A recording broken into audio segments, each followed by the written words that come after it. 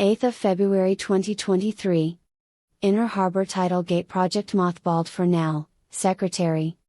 Macau authorities have for now shelved a plan to erect a tidal gate in the inner harbor of the city. Secretary for Transport and Public Works, Raimundo Aries do Rosario said, yesterday. The notion of building a barrier at the entrance of a waterway in the Inner Harbor district to prevent typhoon-caused flooding in nearby areas surfaced as early as 2008 when Typhoon Hagpit brought Macau to its knees.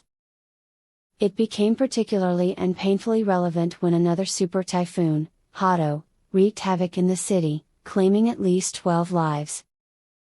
However, at a presentation with lawmakers yesterday over the progress of government work on typhoon prevention, the secretary said that the authorities were unlikely to turn the mega project into a reality, citing high construction costs and overall inefficiency as factors. "I can't tell you whether to push ahead with the project or not, but personally I don't think there is a high possibility," said the secretary. Instead, the public works officials are turning to an additional pumping station instead. The project is expected to result in better drainage.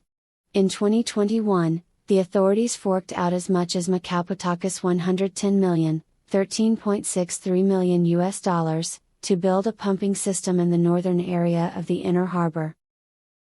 A second station will sit somewhere in the south, and take about 2 years to be built. In the past 2 years, the north of the Inner Harbor was alright when it was stormy and rainy, said Rosario. "We believe that the problem in the south would be solved after the project completes." In fact, the government officials also presented yesterday the results of an analysis of the feasibility of a tidal barrier conducted by 2 mainland Chinese companies earlier. They said that a 552-meter-long gate would be capable of warding off storm surges rising as high as 3.85 meters, effective enough in keeping the inner harbor clear of floods. However, despite such a flood prevention structure, the eastern and southern areas of the Macau Peninsula would still suffer flooding and inclement weather. According to the research that simulated different bad weather conditions during a strong typhoon. A tidal gate may cost billions of patakas, only to be activated once or so a year, said the secretary. "Let's wait until after we finish the pumping station project and see whether it works, before we look into the possibility of a tide gate again." Since Super Typhoon Hato left a trail of destruction across the city in August 2017, voices have grown louder for higher preparedness for typhoons.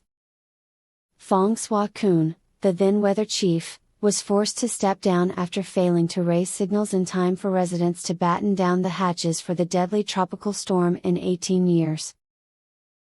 This news is brought to you by mpluslivetv and Macau News Agency. Don't forget to subscribe to our channel. And follow us on Facebook.